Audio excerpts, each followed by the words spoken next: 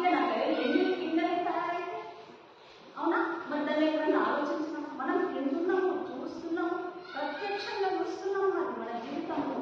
కానీ దాన్ని అంతా శోధిస్తలేము. మన కోసమే మనం తినడానికే ఉన్నాయి, మనం పని చేయడానికే వ్యవసాయం ఉండడానికి ఉంటున్నాం. కానీ ఆ బీజం ఎలా ఉందో విత్తనాల్లో మన లోపల కూడా ఆత్మ కంటికి కనిపించకుండా ఉన్నది మన శరీరాన్ని తయారు చేస్తుంది. ఎలా మనం జన్మించినాక ఎలా ఆ శరీరం ఎలా పెరుగుతుంది? మళ్ళీ అన్నము నీళ్ళతోటి మళ్ళీ పంచతత్వాలతోటి మళ్ళీ పెరిగిన బిడ్డ తయారవుతున్నాము.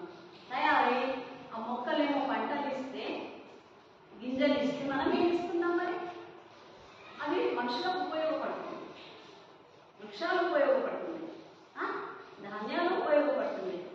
మానవులము మనుషులము మన ఇతరుల కోసం ఉపయోగపడాలి.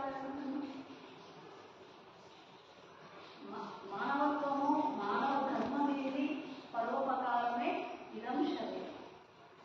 మన ధర్మం ఏంటి? పరోపకారమే ఇదం శరీరం. ఇతరుల కోసం నువ్వు అవేలా ఇతరులకు సహాయపడుతున్నాయో మనం కూడా మన జన్మ ఇతరుల కోసం ఉపకారం చేయాలి, పరోపకారం దైనంగా మనకు చేయాలి. అప్పుడే ఈ జన్మకు సార్థకత. లేకపోతే సార్థకత ముఖ్యం అనేది ఉంటుంది జీవనంలో. నువ్వు పరోపకారం చేయి, ఏ విధంగా చేయి, నీకు తోచినంత చేయి. నీకు ఏది చేయాలనిపిస్తే అది చేయగానే చేయి. అందుకే బాబా గారు అంటున్నారు, శ్వాస లేకపోతే ఏ నామం జపిస్తారు? శ్వాస ఆత్మ యొక్క బీజ మంత్రం ఉంది, అదే స్వయం జీవాత్మ. ధ్యానం చేయండి. అందుకని బాబా గారు ఏమంటున్నారు? మీరు ధ్యానం చేయండి. సోహం సృష్టి నియమానుసారంగా ప్రతి ఒక్క జీవ ప్రాణులు లేదా మనుషులు దానిని అనుసరించి తప్పక నడుచుకోవాలి.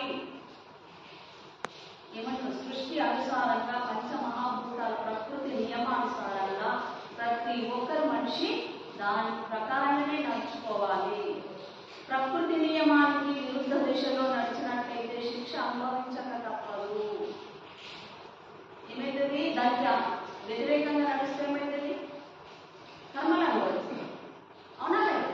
ఇప్పుడు చెట్లను పెంచుకుంటే ఏమైతుంది? గాలి రాదు వస్తుందా? వర్షాలు పడతాయి. ఎక్కడైతే మొక్కలు పచ్చగా ఉంటుందో అక్కడ వర్షాలు పడతాయి, పంటలు పండుతాయి, మనకు శ్వాస అనేది ఆక్సిజన్ అందుతుంది. ఒకవేళ మొక్కలు పెంచకుంటే, చెట్లను పెంచకుంటే మనకు కార్బన్ డైఆక్సైడ్ ఎక్కువై ఆక్సిజన్ అందదండి. పొల్యూషన్, వాతావరణంలో కాలుష్యం ఎక్కువ.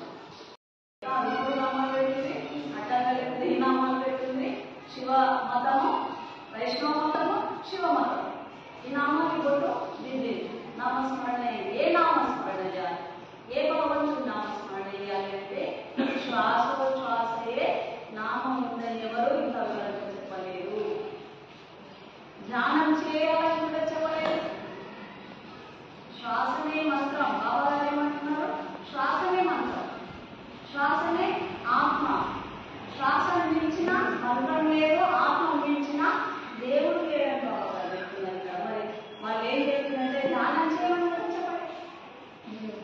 వాళ్ళు ప్రాణాలు ఏం లేదు, ధ్యానం కూడా చేయమని చెప్పండి. వాళ్ళు ఏది చెప్పలేదు. కానీ రామకృష్ణారండి లేదా జపించండి అని చెప్పింది.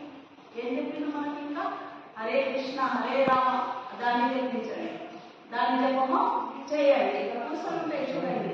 హరే రామ హరే కృష్ణ హరే రామ. వాళ్ళు నోట్ అంటే పైకి కొందరు పైకి అంటారు, కొందరు నోటే జపమాల ఉంటుంది చూడండి. హరే రామ హరే కృష్ణ ఇట్లా జపమాల చేస్తూ ఉంటారు. ఆ జపం దాన్ని జపించండి అని చెప్పింది. కానీ ధ్యానం చేయమని చెప్పాలి. ఇంత వివరంగా ఎవరు కూడా ఉల్లా చేయలేదు దేవుడి గురించి.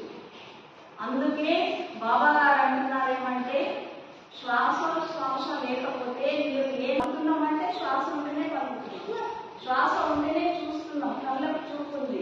శ్వాస ఉంటేనే అన్నం చేస్తున్నాము, మన చేతులు కాలు పనిచేసి అంతా మనం పని చేస్తున్నాం. కానీ శ్వాస లేకపోతే ఏం చేస్తుంది శరీరం? రథం బండి ఏంటంటే ఇప్పుడు ఇన్న విత్తనాలలో మనం భూమి వేస్తే నీళ్లు పోస్తే అది ఆ విత్తనం బీజం మొలకెత్తుతుంది. దాంట్లో ఏముంది? మరి ఆ విత్తనంలో ఏమి పైకి కనిపిస్తుందా? ఎండిపోతుంది. పచ్చి విత్తనంలో మొలక రాదు. ఎండిపోయిన విత్తనాలు మనం దాచిపెట్టి ఎండాకాలం మళ్ళీ దాన్ని భూమిలో వేస్తే మళ్ళీ అది మొక్కలాగా ఉద్భవిస్తుంది. మరి అది ఏమున్నది? బీజం ఉంది, దానికి ప్రాణం ఉన్నది. మనకు తెలుస్తుందా? తెలియదు. ఓన్లీ విత్తనాలు కదా కనిపిస్తాం. ప్రతి విత్తనంలో కూడా ఏముంటుంది? దాంట్లో బీజం ఉంటుంది. అంటే అది మనకు తెలుస్తుంది. శరీరం ఒక దేవాలయం, ఒక మట్టి మనది. మట్టితో తయారంటే మట్టిలో తయారైతుంది, మట్టిలోనే మనకి కలిసిపోతుంది. మనకు తెలుస్తుందా? తెలియదు. ఓన్లీ విత్తనాలు కదా కనిపిస్తాం. ప్రతి విత్తనంలో కూడా ఏముంటుంది? దాంట్లో బీజం ఉంటుంది. అంటే అది మనకు తెలుస్తుంది.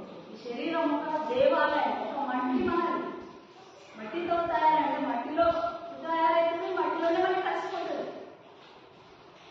మట్టిలో పంచతత్వాల ఆత్మ తయారు చేసుకున్నది. మళ్ళీ పంచతత్వాలనే ఆత్మ కలిసిపోతుంది. దేనిలో ఎట్టుకోదు. మళ్ళీ పంచమహాభూతాలకే మళ్ళీ దేని దానికి మనం వెళ్ళిపోతారని బాబా కలుస్తుంది. అందుకని మన శ్వాసనే మంత్రము, శ్వాసనే ఆత్మ, శ్వాసనే విహరుడు, శ్వాసనే సాయి. पहले ये श्रवण भक्ति श्रेष्ठ है। श्रवण भक्ति, श्रवण करने से क्या होता? मनन होता, मनन से चिंतन होता, चिंतन से निध्यास होता। कार्य परिचन है तो कौन से पारायण करते हैं कौन, तो इसकी जरूरी है। श्रवण होता, श्रवण भक्ति श्रेष्ठ है। दान, भूदान, गोदान, वस्त्रदान, ऐसे कुछ दान है। एक क्षणिक है। अखंड बोले तो क्या है? ज्ञान दान श्रेष्ठ है। ये ज्ञान देना ये जरूरी है, इंसान का कर्तव्य है।